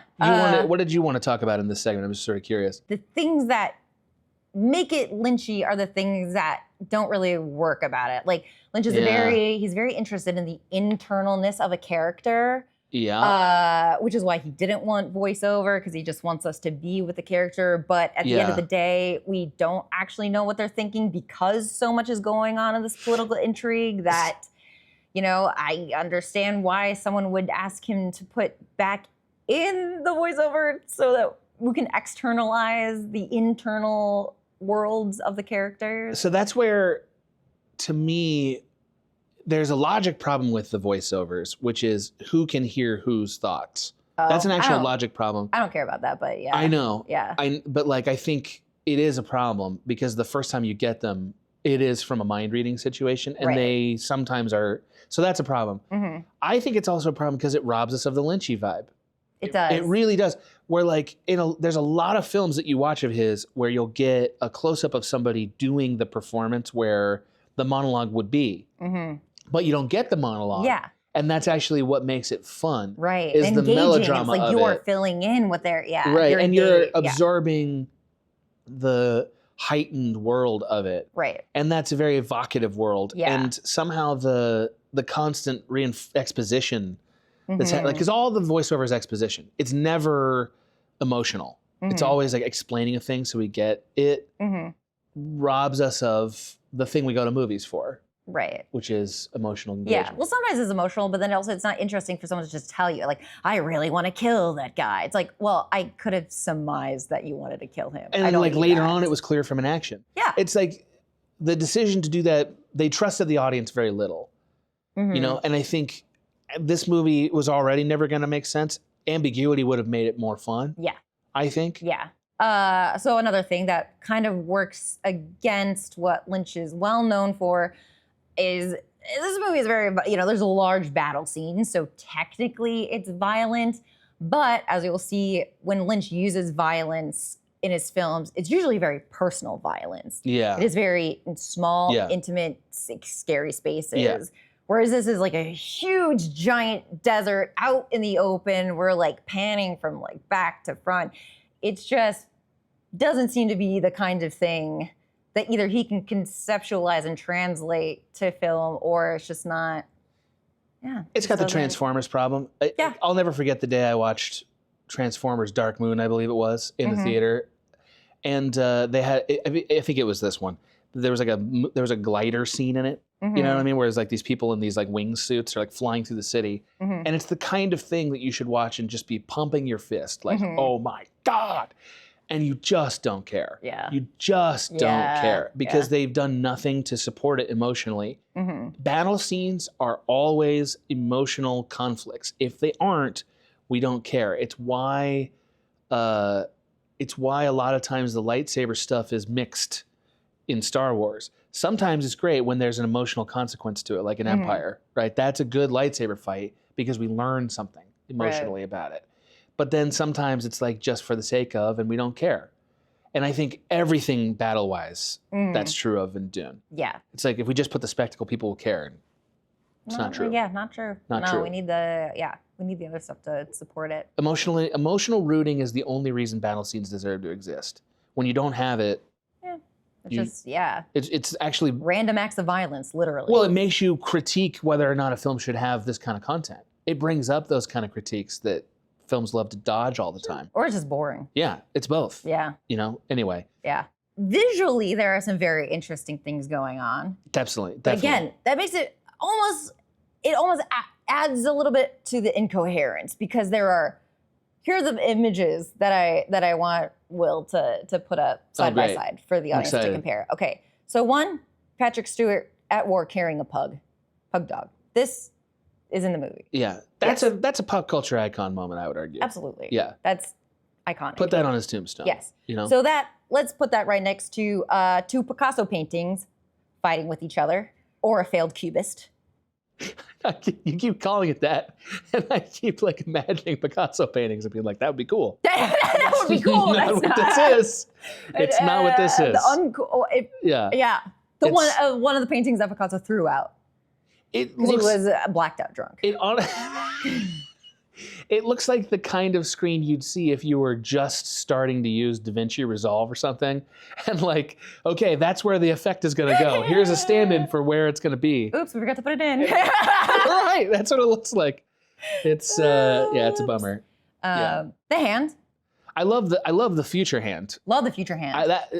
Everything in the montage stuff is awesome. Beautiful. I would argue. That's again, That's the we're best stuff in the really film. seeing the Yeah. Lynch stuff come through, and Yeah. we'll see that is what he takes Yeah. away from Also, the experience. pretty intense visuals on that fetus. Yeah. Oh Like- yeah. Like I get what a fetus is. Yeah. I don't need to see it, man. Don't- But he's yeah. like, oh yes, you do. Oh, yeah, you do. Look at this hand. Slippery No, wet. look at the fetus. It's a wet little fetus. Yeah. It's in there and it's wet. Uh, yeah, we know. I think there's been nowhere near enough attention paid in this podcast so far. So the fetus? Well, and to the Harkonnen moment where they're back on the planet after they've won, Uh-huh. and the Baron is just flying around orgasmically That's thrilled. the last image. Yeah. It's just having the best day. He makes me happy. When I watch it, I was like, you are so happy. I know you're evil, but like that makes me warm There's like my a bunch heart. of meat that like it could be from people. I don't know, Who like just knows? strewn on the ground. He's probably eating it and just flying around that little that smoke machine, having the best day. Yeah. Man, Yeah. he's killing it. I mean, basically, I was saying this movie, it told Lynch, and I think told the world in the future what Lynch will be about, Yeah. and what Lynch, I don't want to say is incapable of doing, but it's like what I think this is too confining of a narrative for him. Yeah. Honestly, I think Yeah. it's a very plot-driven movie, and as we will see from the rest of his career, plots are things that are happening, but it's not really. it's not what a movie really is. I think actually he's one of our greatest filmmakers for that truth. That a plot is still just a skin you're wrapping around what a movie's about. Yeah. This movie never got past that. Yeah. Which is why it feels kind of shallow. Yeah. Honestly. Yeah. Because the depth, we didn't have time for it. Yep. I will say, I think one of the best examples of a thing that is actually great in Dune and David Lynch would continue to do is the music. Yeah, it's really good. This is when he was like, oh, yeah. This is the other element of all of this. The band Toto made an amazing score for this fucking film. I love movies. There's a lot of 80s movies that are like fantasies that haven't really survived. Many of them have incredible pockets of work in music and in production design. Yeah. Right? Like, and this one, both those areas, I think it really stands out. Really stands out. Yeah. It's really great. It's like, wow. It's really great. You learned something. You learned a lot of the emotional things I felt during this movie was because of the music and the placement of it and the style of it. Like, it really carried a lot of the feelings. Yeah. And he would continue to do that for the rest of his career. So, well, thanks, Dune. I'm glad that he's still branching out here in a way that will service him. Yes. And that makes me happy. Yes. Like I think he is zeroing in on things that he is going to do really well elsewhere. So, it's fertile ground still. Totally. That part's nice. Yeah. In his development as a filmmaker, it to me is a very, you learned a lot. Yeah. Good and bad. You learned what you want to be as a director from here on out. Being demoralized at the result of a film is extremely emotional. Like, it's very traumatic. Like, I don't want to equate it to like a major life event, like a death or something. I mean, he describes it as pretty close to that. Like, I think for a filmmaker, short of an actual human tragedy, like take all those out, right? Like, and there's a lot of those. Yeah. Yes, you don't get closer to a human tragedy than that. Like, it's very, very painful. Yeah. And like, I mean, I made a short film once that didn't go well, and man, it was, really tough. Yeah. And I can only imagine when there's money and it's a big studio thing. Yeah. And like you were going to direct a Star Wars maybe, and he like tried to leverage that to make this into his Star Wars, and it goes epically wrong. Yeah. And he's like an up and coming filmmaker still, really. Yeah. He's still new. Yeah. Yeah. He hasn't been around 10 years yet. So it's a lot. That's a lot of pressure. Tough for him. Yeah. Yeah. I do think so. It's like asking, why did David Lynch even make this? Obviously, there's like the business and personal reasons. Sure. Like, he liked Dino. It seems like, okay, maybe this should be the time I do the studio film. Whatever. Like, there's a lot of whatever reasons. But I do think in text, I think there is a core reason to what David Lynch likes about this. Okay. So part of that is about what Lynch adds to the film that is like not even in the books. The weirding way. The weirding way sound stuff. Yeah. The weirding. So they are fighting with sound. So when Paul's teaching the Fremen how to weird way. Hair got better too. His hair got a lot better there. Oh, yeah. Yeah. Big improvement. The hair hair-wise. follows the character arc. Starting to look real messianic at that point. Yeah. Anyway. Real Timothy Chalamet. Yeah. Yeah. Yeah. Shyamalan. Yeah. Gotta learn how to say his last name. My God. Okay. Paul says to the Fremen, some thoughts have a certain sound, that being the equivalent to a form. What are sound waves? Sound waves are literal particles that are moving through the air that literally interact with your literal particles. So literally, when I'm talking to you, Adam, I am actually you are touching me. Changing. Yeah. Yes, my hand, my finger, my I feel it. finger all over you. Yeah. All over you. I feel violated when you talk to me. Good. That's what I've been doing this whole time. Violating it. You love it. Consensually violated. You love it and you ask for it. Yeah. And you want it. Yes. So David Lynch is a visual artist turned filmmaker / also turned musician. Yes. He loves all of these are pieces to him that are ways to affect someone else. I'm going to throw emotion at you. I'm going to put music to make you feel a certain way. I'm going to have a character say something to make you uncomfortable. It's very like, how can I reach out and affect you the audience It's member very sitting. philosophical at this point. Absolutely, yes. Yeah. And so for that reason, and also Dune, like in and of itself, is a very, philosophical in that way, and it's discussing like what is a messiah, whatever. So I think David Lynch, on a like technical love of film level, love of film philosophy level, is like, okay, yeah. So they're fighting with words, so do filmmakers. We fold time and space, so do editors. There's like a analog for every movie thing you could think of. And normally I would roll my eyes at that, Mhm. but I do like it here because I like that he found creative ways to think about Yeah. combat and think about Yeah. like the sort of creative connection between Mm-hmm. systems. Like he is good at that stuff. Like Absolutely. he has an intuitive understanding of how things are connected. Yeah. And That we we see that don't- come up Oh, much yeah. more later. Yeah. 100%. Yeah. Like I think starting with Blue Velvet, Yeah. you know what I mean? Like, and certainly in Mulholland Drive and elsewhere, and I think that skill set is what makes his films feel like only he can make them. Mm-hmm. Is that he has this connection between things that he can make. Mm-hmm. But as I said, I think a lot of things got in the way here for that, Yeah. and it Yeah. would have been like I wouldn't have been weirded out by an hour and a half version of this movie that didn't make any sense. Mm-hmm. And I think I might have really liked it. I Mhm. believe in him enough. Right. Like trying to insert sense into, because he wouldn't do that with any of his other films. But Absolutely it's not. like it's like, Like you could imagine a version that because he kind of does a lot of road movies, honestly. Like you could imagine a version of this film that's just Paul Atreides in the desert with his mom, yeah. like figuring out what happened and like getting to the point where they get to the Fremen, Mm-hmm. and like that's it. Yeah. And like that might have been an interesting movie actually. Anyway, Yeah. Yeah. Yeah. Well, that didn't happen. So I don't that didn't care. fucking happen. Yeah. I don't care about your pitch.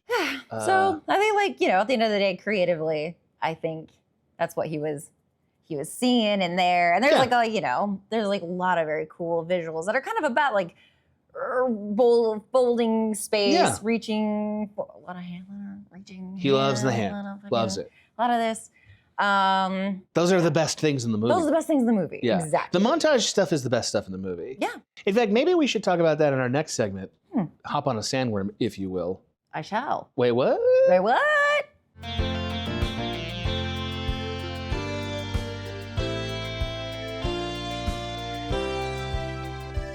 Love that guitar. Love it. Whew. I stabbed that thing very hard. You did. Yeah. You nailed it. Yeah. Now do you understand it? See, it's so simple. You're right. It was my comprehension that was the problem. Thank you. yeah. You've corrected the main problem Uh-huh. there. Oh, wait, what? Wait, Is the what? segment we're in right now? Yeah. Also, speaking of comprehension, Yeah. mine is very quick. Great. The thing, again, that I think does work so well in this Yeah. movie is his montage. They're very good. They are very good. The amount, the democracy of space. What do you call that? Not democracy of space. I love that term. When you use the economy of space. Yeah, I want that whisper to stay in the. Yeah, the economy. There's the word economy. Fix it. I can only edit so many brains into you. The economy of space. That like there's very bloated scenes that I am just like, how much information did we actually receive? These montages, I know how the character is feeling. Yep. I know what they are afraid of. Yep. I know what is coming. I know what they are thinking about in the past. Wow. You know what's interesting about him? Uh, Every plot point they allude to, I remember. yes. And they feel like they pay Yes. off. Yes. They're more effective at exposition than anything else in the movie. Anything else. Better than the voiceover, better Yeah. than any character telling us anything. Those images, I remember every single one. I Yeah. remember what they mean. Well, and then they do end up having a plot resonance, Yeah. and they're good. And they're good. So, like- and they're emotional. Yeah, I mean, you can't, unless you're making Oppenheimer, you can't really montage a whole film. Nah. You know what I mean? Yeah. I mean, he tried. This is the one. He got pretty tried. close. He tried. Yeah. Einstein pretty close. jump scare. Oh, there he is again. There's not enough redos of the Gollum. Yes. Or the Bilbo grab. That's my Yeah. favorite moment maybe in cinema history. Great. I love it so much. Like, can I see the ring one more time? That's my favorite. That was kind of one of those, the Einstein scare. Yeah. Anyway, you got me Anyway. off on a tangent. Yes, there's not enough room to do those montages, but weirdly, the premise here allowed for it Yeah. more than we did it. I know. It's you like know? we're consuming spice. We're dropping LSD in the Right. third part of this, Oh, like right. the whole third part of the film. Right. Like there is room for this, which is also probably an exciting thing that Lynch was excited to do as a filmmaker, and clearly did it very successfully in parts of this movie. Yeah, honestly, could have used a lot. Again, it was just like, wow, how effective. Mhm. Suddenly, I feel like I understand what's going on in Oh, these moments of. And it's just, wow, like what a skill as a filmmaker to be able to create that much meaning in that confine of a space. Yeah, I kind of loved the unreality of some of those images. Mhm. Like, for instance, I didn't think it was always clear, but I liked a lot of the weird overlay stuff Yeah. that was being done during the space travel with the Brain Boy. Yeah, Like, I love Brain Boy. that stuff was like done in a way that was very old school Hollywood. Yeah. Yeah. That I liked. Yeah. Like it wasn't a contemporary version. Uh-huh. And I actually think that when he dives into unreality, we get more emotional material out of that always. Yeah. Because he has an intuition about it. Yeah. So to the extent that he did that in Dune, I think it was good. Totally. Not every time, but pretty much. Pretty much. It's weirdly Restrained. in the sound design. Yes. Yes. For him. Yes. And maybe it's because it's just too much to do. Maybe, but like that's a yeah. world where the sound design there could have been more. Yeah. And I think he's the right guy for that. Right. It's just got to have been demoralizing for him. I don't know. My heart goes out to him. Yeah. He doesn't need that, but Right. you know. I mean, he He's considers fine. it a dark part in his life. Yeah, but I can understand that. Yeah. Where it's like, man, I really had a vision for that, and Yeah. just didn't come Where together. it went. Okay, so I also don't have a really long thing here, but I just want to talk about the production design. I alluded to this. So production design as an art form is the idea of the world you're building in front of camera, right? Like, what does it look like? What are the inspirations? It's a huge department that is often, there's one person who's in charge of it, but it's like, it could be hundreds of people. Yeah. Yeah. Right? So, and that is where some directors are extremely hands-on and some are not as hands-on. But great directors know how to channel it to their vision. Like, for instance, Ridley Scott was in production design before he became a director, and you can really see that in Alien. Like, everything about Alien is about the space that he built. Right. Yes. And it works. Yeah. Or you can see the hands-onness of Peter Jackson in the Lord of the Rings films, where they're really getting these Everything. paintings. Yeah. So Tactile. I love the concept that David Lynch went for here. Same. It is very epic, grand. We get Yes, some it's old Hollywood. old Hollywood. And that might be a thing he was Gilded forced Age. to a bit, but like he also leaned into it with the idea of building worlds that are based on World War One. Like almost all the outfits, even just the political relationships, feel like a sci-fi version of World War One. And I think that's a cool idea. It's not cool for clarity. Yes. Right. Yes. And again, he is in the shadow of Star Wars. He, in fact, used Dune as leverage to maybe get paid more in Star Wars, or vice versa. Yeah, right? he was approached and see. asked to direct Star Wars. Right. And he turned it down. But and didn't he, used it he to. was leveraging the two against Yes, each other. yeah, Yes. So, and I do think there was hubris here where he was like, I will make a Star Wars. And I do think he was trying to carve out a unique identity for this film that was built on an intrinsic understanding of it. Like not just Yes. on like, here's the cool color palette or whatever that makes it look awesome, right? Like there was an idea here philosophically that's really creative and consistent. It just is too much to absorb. And that's a problem he sometimes has. Yeah. Like I think we might come back to that for Inland Empire a bit, Yeah. where coherence breaks down because of all the ideas he has. Right. And like sometimes you can almost like weaponize that to an effect. Absolutely. But here it's like to the detriment of the literal sci-fi story. and of the emotional experience. Yes, yeah. Right. And like, I think also it's possible you could critique his production design on the level of they don't actually work because the audience has a different expectation. Like, I don't think the audience wanted to see an old Hollywood version of this story. Yeah. You know, Yeah. I think they wanted it to feel cutting edge, and Yeah. and his decisions were counter to that. Yeah. And that doesn't mean they were bad. It just means you're dealing with audience expectation. It is Right. what it is. Sci-fi is in the science is in the name. You want to see the Right. latest, the greatest. Well, I mean, like, there's a reason historical epics in general, that sweeping sort of like old grandeur is like nostalgia driven for us. Yeah. But a lot of the techniques and frankly influences here don't feel future telling. Yeah. Like, They feel Lawrence of Arabia. Yeah. right. You Yeah. know, and again, Star Wars, the most clairvoyant thing about it is stripping it down to very basic. Yeah. It's so basic that it feels timeless in a way, you know, and that there was something smart about that. Also lucky. Yeah. I mean, let's be honest. Yeah. It's also lucky, Yeah. but interesting. But there, yeah. I guess we've done everything we can do here. Think so. It's time for us to burn bright yeah. and talk about the lynchiest shit there is. Let's get to the spotlight.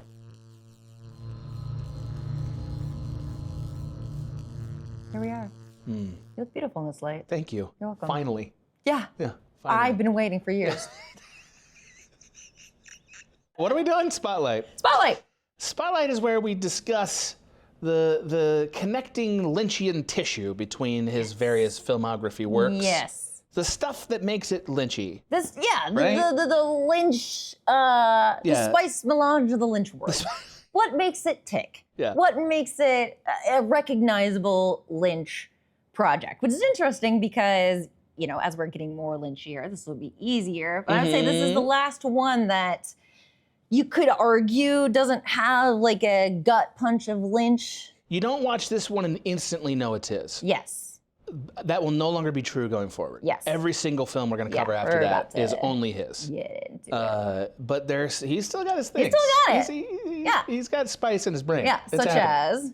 as Mouth shots. mouth shots. Can we talk about mouth shots? mouth shots? Because man, nobody zooms in on a mustachioed lip like David Lynch. Like right? David Lynch, yeah. Do we need it? No, but boy, he loves it. He loves it. Like just like when we get into Dean Stockwell's diamond brain, you Yeah. know, and then just him repeating things with this extreme Yeah. close up on his mouth. It's like, Yeah. what are we doing here? Oh yeah.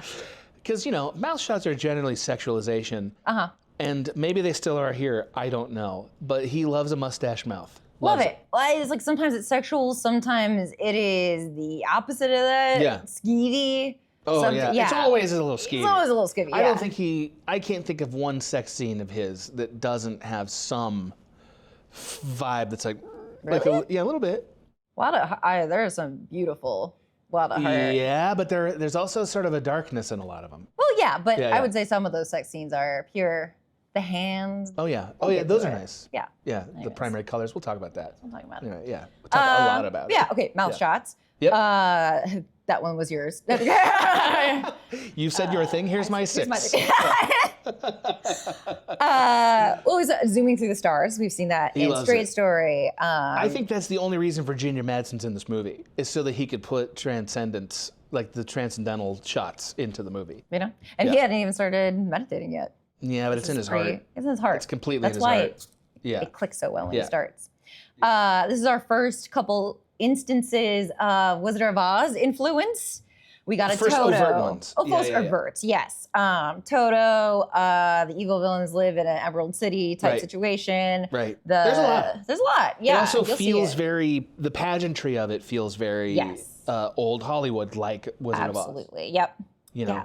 I kind of, no, I don't need to get off on the tangent. I like that he's doing that. Yeah. I think that's another way that his obsession with Wizard of Oz is another way of talking about Americana. Yes. Like, I think he thinks of it Very. in a kitschy way Totally. and applies it in a kitschy way. Anyway, Yeah. what else you got?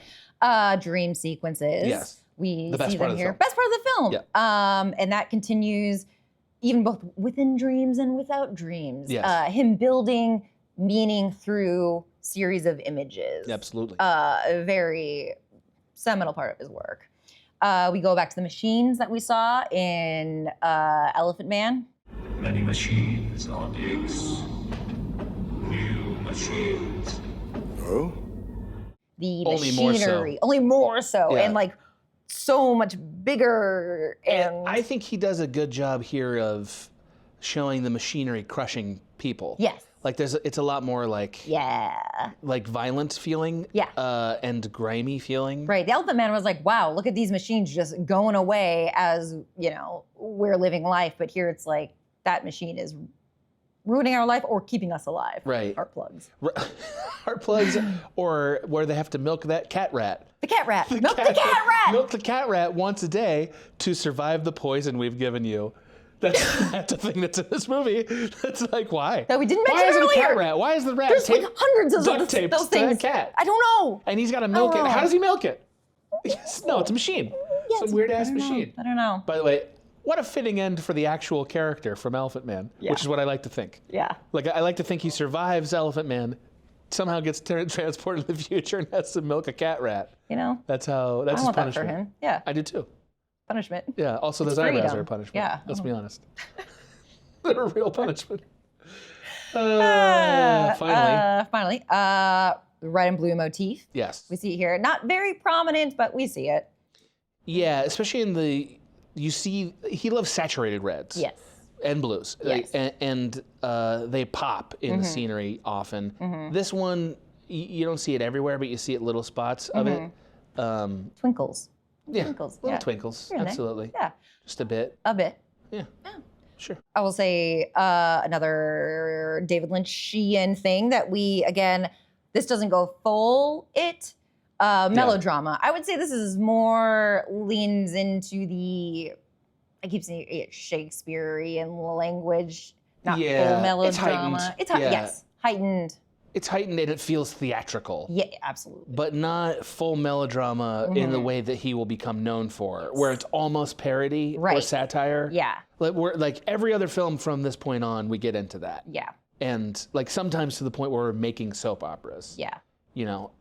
Some people knew they were in that space. Mhm. Like again, the Harkonnen. villains, yeah. Yeah, all the Harkonnens did. All the dudes who had wine mouth and the eyebrows, they all understood the assignment. Patrick Stewart when he's killing people with a pug in his arm. Hello, me, sir. Right? Like I love him so much. Also, Diamond Boy, Diamond Brain Boy, the traitor. With his mustache mouth. He's got it. Oh, he knew. Yeah, this is like one of his last moments. I don't want to say sincerity because his work is filled with sincerity, but I mean like surface level I don't think he was ever able to penetrate into melodrama, though Yeah. I think he definitely wanted to make melodrama here. yes. I think he had all the trappings of a melodrama that if he had been able to do it, would have been still dissatisfying for Dune fans, but maybe a good film. Yeah. It's possible. Possible, yeah, totally. Because that's what he likes. Yeah. And frankly, this should have been 3 hours, or it should have been an hour and a half, and they cut everything but one or two scenes. Just let him do it. Yeah. And the last thing is just the music in this. I think is very indicative of his relationship to music in film the rest of his career. Sure. But none of the surf guitar that No, later sir. will, that'll be his yeah. trademark. Yeah, he'll come in hard. Oh, yeah. With that. He'll come in singing Yeah. about Sally and And not yeah. enough jazz. Again, Yeah. next we'll get some jazz. Oh, yeah. I think that's a really missing piece of the puzzle is jazz. There aren't live musical performances. No. Another thing that's coming up in a lot of his films, where we Yes. just watch a person sing for a while. I know, very much so in the next one that we are covering. Yeah, that's right. Which, spoilers, is Wild at Heart. Wild at Heart. What a movie. What a movie. Anyway, we really did it today. We did. I think so. We did. Now please, get out of my mind! Get out of here! Thank you for listening to Lynchpins. If you enjoyed the show, tell a friend. Be sure to leave a like and hit the subscribe button. And if you really enjoyed the show and want to help us make more episodes, get access to exclusive bonus content, and see your name in the video podcast credits, head over to patreon.com/Maggie Mae Fish. Lynchpins is hosted by me, Maggie Mae Fish, and Adam Ganser. Produced by Will Reese, with original music composed and produced by Daniel Klein. And be sure to join us for the next episode as we discuss David Lynch's Wild at Heart.